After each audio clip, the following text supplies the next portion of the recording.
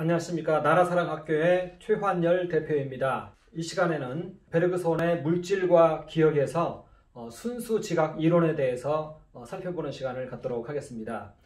우리는 지난 시간에 의식에 대해서 살펴보았습니다. 우리의 이 의식 내에는 표면적 자아의 의식이 있고 내적 자아의 의식이 있다, 이렇게 이야기를 했고요. 또 표면적 자아의 의식은 또 지각이라는 말로도 표현이 됩니다. 그리고 내적 자아의 의식은 지속 혹은 기억이라는 그러한 용어로도 표현이 되고 있습니다. 그래서 표면적 자아의 의식은 이제 지각인데요. 이 지각에 대해서 오늘 한번 깊이 있게 살펴보는 시간을 갖도록 하겠습니다.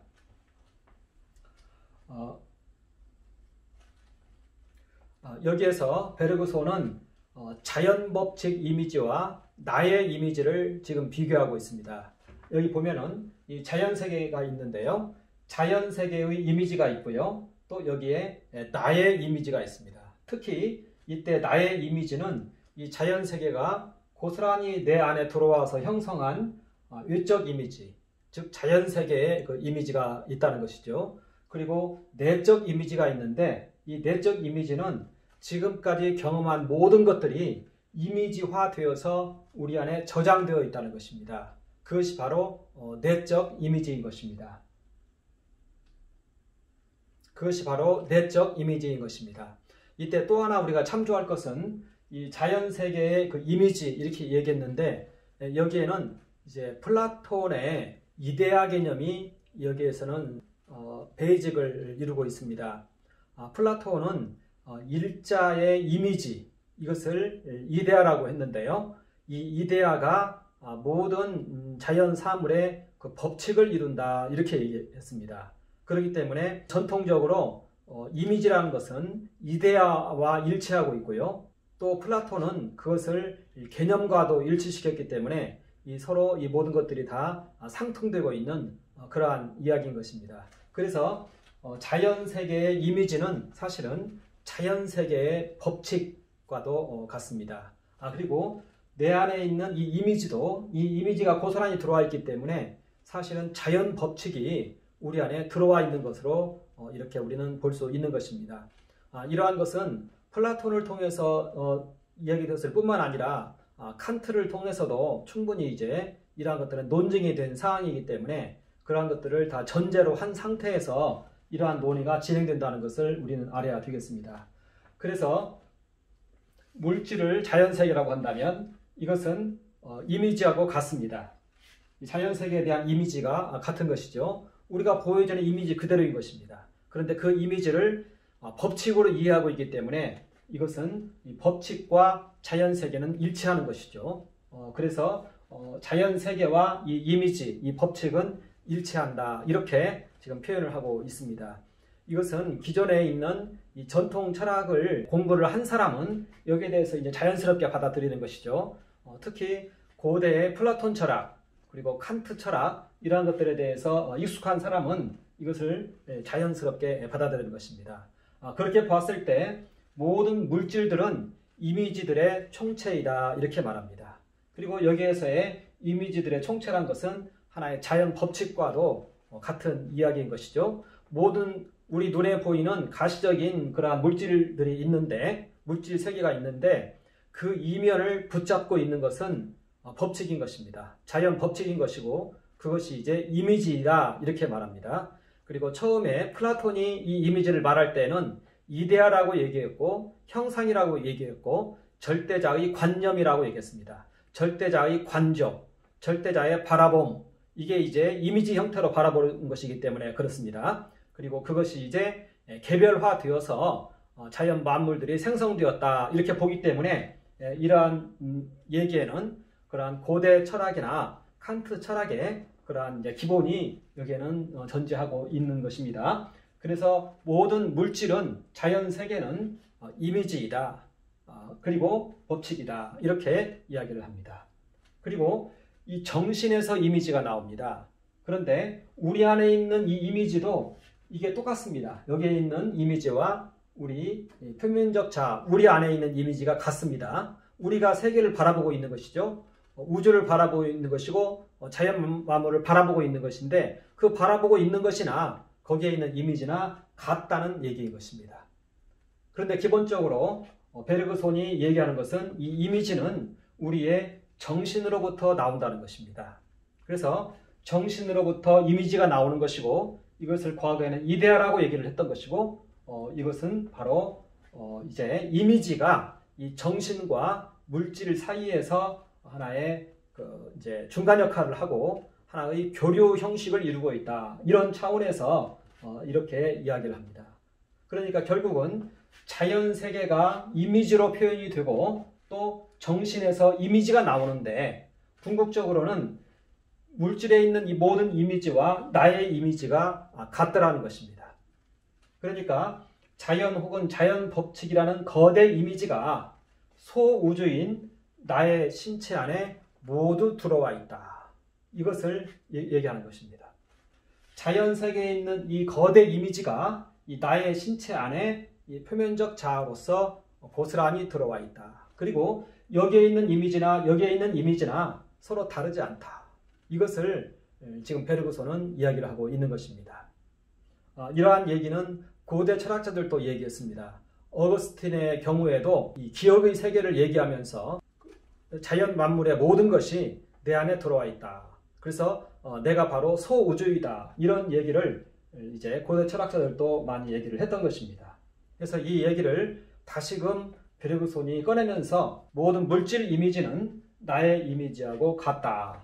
그리고 자연 혹은 자연 법칙이라는 거대 이미지가 소우주인 나의 신체 안에 모두 들어온다. 그리고 내 안에 있는 이 이미지는 이 자연 세계가 보여주는 그 이미지하고 다를 바가 없다. 이렇게 이야기를 하고 있는 것입니다. 이러한 것도 하나의 커다란 그 인식의 전환이라고 우리는 볼 수 있겠습니다. 자, 그런데 이때 이제 베르그손은 여기에서 한 가지를 더 발견하게 됩니다. 이것이 아주 중요한데요. 지속에 의한, 우리 여기 지속 얘기했었죠. 지속에 의한 이미지 변형이 발생을 하고 있더라는 것입니다. 여기에 자연세계의 이미지가 고스란히 들어와서 있는데 이 이미지에다가 이 지속이 자꾸 변형을 일으키더라는 것입니다. 이것을 이제 베르그손이 발견을 한 것입니다. 자연 법칙이라는 이미지에 나라는 존재에게서 나온 새로운 이미지가 여기에 섞이고 있더라. 이렇게 이야기를 하는 것입니다. 자, 그래서 이제 순수 지각과 이제는 물질을 한번 좀 살펴보도록 하겠는데요. 이제는 이 표면적 자아에 있는 이 이미지의 정체를 밝히기 위해서 이제 순수 지각과 이 물질의 관계를 한번 살펴보고 있는 것입니다. 나의 신체는 기억과 순수 지각과 유사한 신체들, 여기서는 신경입니다. 이렇게 이제 구성이 되어 있다. 여기서 이제 기억은 사실은 정신에 관한 것입니다. 정신과 이러한 기억을 거의 일치시켜서 정신은 우리 눈에 보이지 않죠. 그러나 기억은 보이고 있죠. 그리고 이 기억이 정신이 이 기억을 붙잡고 있다. 이렇게 보고 있기 때문에 그냥 기억으로 대체하고 있습니다. 그리고 순수 지각, 그리고 유사한 신체들 이렇게 되어 있습니다. 기억, 순수 지각, 그리고 유사한 신체들 이렇게 이제 되어 있는 것입니다. 그리고 이 유사한 신체들은 특히 이제 지각과 관련해서는 이 신경이 그와 같은 기능을 하고 있는 것이죠. 그래서 이제 이 신경을 살펴보았을 때 이 신경은 유입신경이 있고 유출신경이 있습니다. 그래서 유입신경은 원심적 운동처럼 모든 걸 빨아들인다는 것입니다. 자연의 외부 이미지를 빨아들이고 있습니다. 이것이 바로 유입신경이 하고 있는 역할입니다. 그래서 우리 안에 있는 신경준추에 이것을 전달을 합니다. 그리고 이제 또 이 신경에는 유출신경이 있습니다. 구심적 운동처럼 자신의 변형된 이미지를 외부에 표출시키고 있습니다. 그래서 우리 내부로부터 우리 중추 신경을 이제 통해서 이제 외부에 표출을 하고 있습니다. 그리고 이것은 이제 행동으로도 나타나는 그러한 것입니다. 이렇게 우리의 신경은 원심적 운동을 하고 있고 구심적 운동을 하고 있다. 이렇게 말합니다. 그리고 이때 순수 지각은 여기 있는 순수 지각은 바로 이것을 말하는데요. 이것은 외적으로 들어온 이미지일 뿐이지 여기에서 어떤 새로운 표상을 생기게 하지는 않는다. 주로 이제 이 지각은 우리 뇌에서 일어나는데요. 즉 우리 뇌가 이러한 새로운 표상을 생기게 하지는 않더라. 이것인 것입니다. 그리고 이 표상은 기억 속에 있는 것이고 우리 내면에 있는 것이지 뇌에게 있는 것은 아니라는 것입니다. 그래서 이 순수 지각이 이러한 새로운 표상을 생기게 하는 것은 아니더라. 이렇게 얘기를 합니다. 그러면서 이제 두 체계에 동일하게 존재하고 있는 이제 이미지가 있다. 이 표상이 있다. 이 정신에게도 이 표상이 있는 것이고 자연 세계에도 이 표상이 있다는 것입니다. 이 동일하게 이 표상이 있는데 이제는 이 둘 간의 정체를 규명을 해봐야 된다. 이렇게 말하고 있는 것입니다.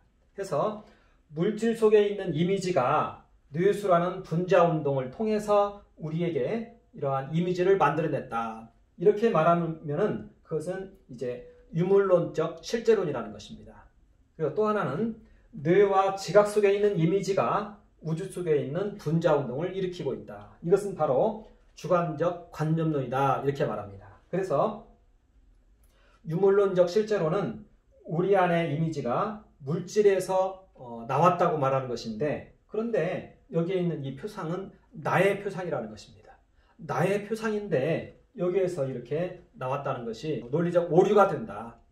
나의 표상인데 이 나의 표상이 여기에서부터 흘러나왔다는 것은 이것은 받아들일 수 없다. 이렇게 일단 얘기하고요. 그렇다고 해서 과연 물질 없이 이 이미지를 만들어낼 수 있겠느냐 하는 이러한 얘기도 또 존재한다는 것입니다. 그렇기 때문에 이제 베르그손은 이 이미지와 이 이미지의 이 차이를 이제 규명하기 위해서 이제 노력을 하고 있는 것입니다. 그러면서 하는 이야기는 이 두 세계가 연결되어 있을 뿐이다. 이렇게 얘기하고 나의 지각이 이미지를 받은 후에 붙들고 있는 것은 나의 지각이라는 것입니다. 그래서 오히려 이것은 분명히 나의 것이다. 이렇게 이야기를 하고 있습니다. 그리고 이 양자는 연결이 되어 있는데 그런데 여기에 있는 이 지각은 바로 나의 지각이다. 이렇게 일단은 이야기를 하고 있는 것입니다.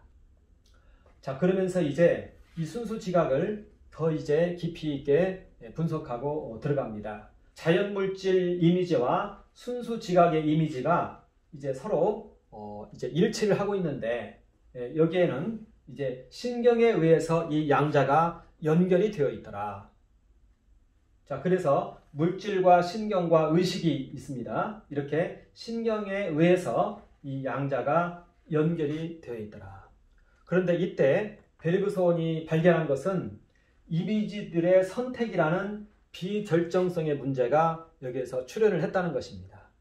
말하자면 여기에서의 원심적 운동이 있고 구심적 운동이 있는데 원심적 운동으로 해서 우리는 외부 이미지를 받아들였다는 것입니다. 받아들였는데 이제 이것을 유출신경을 통해서 구심적 운동처럼 이것을 이제 변형된 이미지를 표출을 하는데 이때 비결정성의 문제가 존재하더라는 것입니다. 말하자면 이렇게 받아들인 거하고 표출하는 거하고 다르더라는 것입니다. 받아들인 대로 고스란히 반성하는 것이 아니라 받아들인 다음에 무언가 의사결정을 해서 이것을 표출하더라는 것입니다. 이것이 바로 비결정성의 문제입니다. 이미지들의 선택이라는 비결정성의 문제가 발생하더라는 것입니다.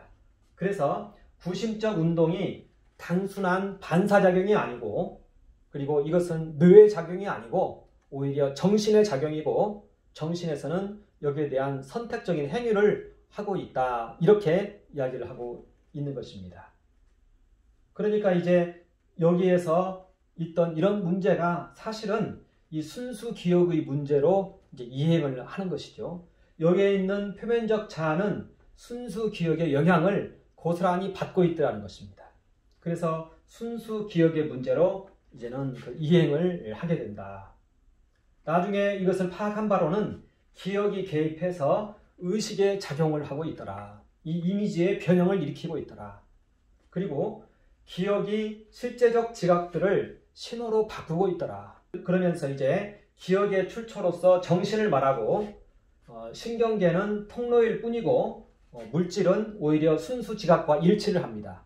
그런데 여기에 변형을 일으킨 것은 이 정신이었고 정신이 여기에 변형을 일으켜서 여기에 표현을 했다는 것입니다. 그리고 이 표현은 이제 얼마 못 있어서 이 자연세계에 변화를 일으킵니다. 그것을 가리켜서 창조적 진화라고 이렇게 이야기를 하는 것입니다. 그러니까 보면은요, 의식 이미지하고 자연 이미지가 있는데 의식 이미지가 자연 이미지보다 훨씬 큽니다. 의식 이미지는 자연 이미지 플러스 기억 이미지가 되어 있습니다. 말하자면 여기에 있는 이 외적 이미지는 자연세계 이미지하고 같습니다. 이 내적 이미지는 이게 하나 더 있는 것이죠. 그런데 이 양이 월등히 많습니다. 왜냐하면 여기에는 그동안에 경험한 모든 이미지들이 이 안에 축적이 되어 있기 때문에 그렇습니다. 오히려 이것은 원뿔 형태로 표현되는 것이 맞습니다. 이렇게 이제 베르그소는 오히려 우리 이 정신이 이 법칙에 변화를 가하고 있다. 우리 이 정신에서 자연 법칙에 변화를 가하고 있다. 이것을 이제 좀 더 면밀하게 논증을 한 것입니다. 이 내용이 이제 고스란히 베르그손의 창조와 진화에서 이제 다시금 등장을 하게 됩니다.